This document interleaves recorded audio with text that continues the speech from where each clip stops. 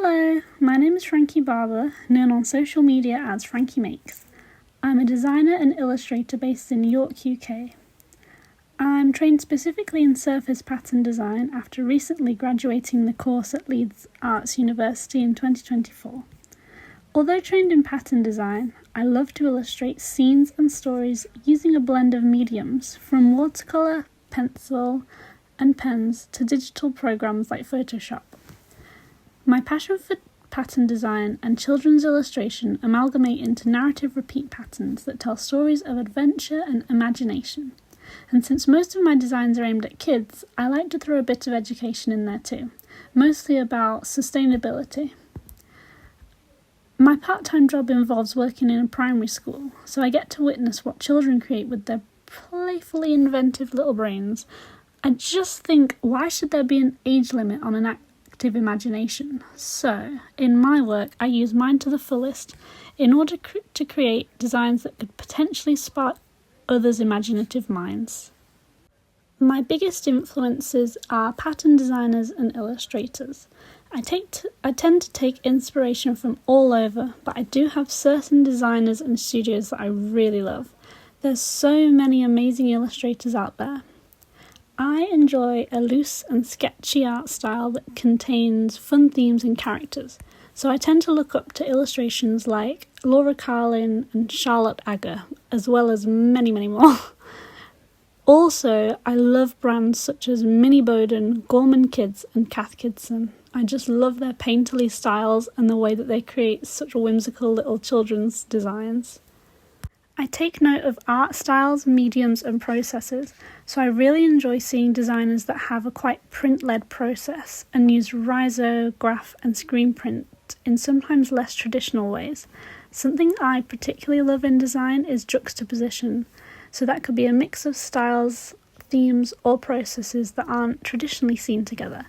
I love to combine different styles and mediums within my own work, mostly because I'm very indecisive and don't want to decide between, for example, creating a very painterly or digital pattern, so I'll find ways to combine the two whilst in keeping within my own design handwriting.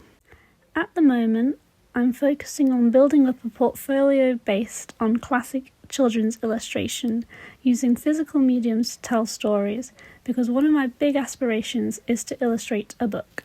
So this is how I'm working towards that goal. The other half of my creative brain is a designer, so as well as working on an illustration portfolio, I've been preparing to set up a website where I can sell my patterns to buyers. Hopefully that will be coming very soon. One of the biggest challenges of being an artist can be finding motivation. I find personally I just have to wait until it strikes me, unfortunately, so it can take a while sometimes.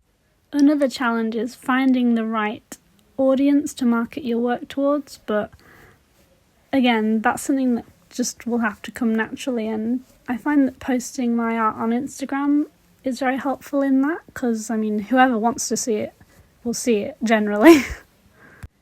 The best advice that I would give to my younger self would be to just keep going, keep practicing, and keep drawing what you enjoy, because if you keep drawing what you enjoy, that's what you're gonna eventually get good at.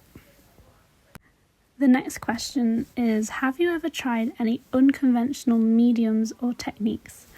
Well, one of my favourite things to draw are animals, specifically cats, and when I was in college, I went to an art school for college, and I definitely had a lot of technical freedom there, and it was a big time in my life for artistic exploration. So once I did a project that involved getting my cat to make the marks on the page for me, using various methods, mostly bribery with treats. What's the best reaction someone has had to your artwork? I am always so happy when people like my work. Obviously, you would be. But sometimes people like my work so much that they offer to buy it. And I just think that the idea that my paintings are hanging in some people's homes just brings me so much joy. Like, I enjoyed painting it, and now they enjoy looking at it. And it's like, that's why I do it. I hope for people to be as inspired by my work as I am by others' work. Thank you for listening to me talk about my practice.